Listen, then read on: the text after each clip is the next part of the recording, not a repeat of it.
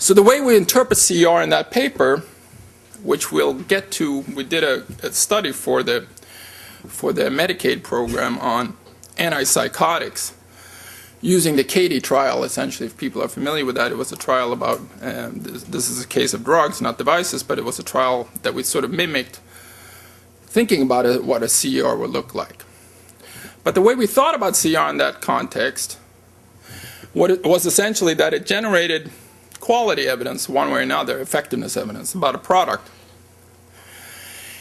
And it therefore created winners and losers coming out of the study. If the study showed they were equivalent, it's not that interesting if they were equivalent before. But if the study shows that something is better than another or more effective than another treatment, then presumably that was going to affect market beliefs about quality about these treatments. That's the reason we're doing it.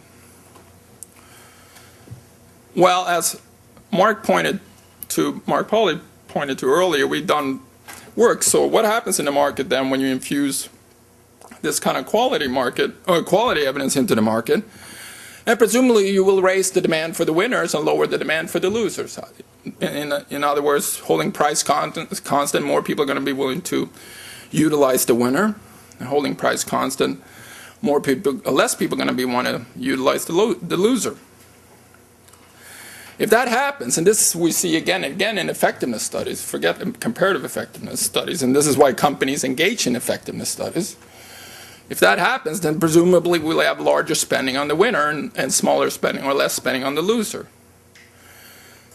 I.e., we don't really know what's going to happen to total spending in the class if a CR study comes out, because maybe the larger spending on the winner is more than offsetting than the lower spending on the loser.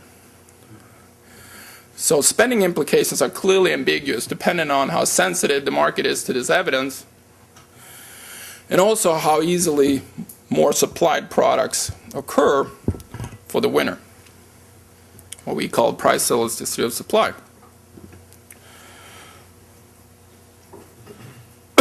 Now, this is a good thing. That means spending might not go against welfare. So this could be a great thing, obviously, if we switch to better treatments. If the CR, which what I called earlier, validated, that is to say, the winner in the study is actually a better product. That's the only evidence assumption I'm going to be using essentially in this discussion, is that the winner in the study is in fact a better product, or have higher quality, higher effectiveness. Now that's in the private market. Now obviously most of healthcare, even in the US these days, especially going forward, the majority is now going to be covered by the public sector. But the important point is that the important point about CR is going to be understanding how does coverage and reimbursement policy essentially respond to this new evidence. And we've taken a very weak stand, which is presumably we're going to have larger subsidies or more coverage or more reimbursement for winners, and potentially weakly lower subsidies or lower coverage for CR losers. It would be strange if we had the opposite. If that's the case, that we basically have more generous coverage of things that do well in CR studies, then those responses will essentially reinforce the private market response. So you're going to have patient and doctors learning about something working better than another thing. They're going to respond in their demand in the private market, but also insurers are going to respond, and potentially the public sector payers are going to respond in the same reinforcing direction. That both will imply that we will have more spending. If you lower coverage or co-pays and increase reimbursement for things that do well, presumably that will increase spending on those therapies or devices.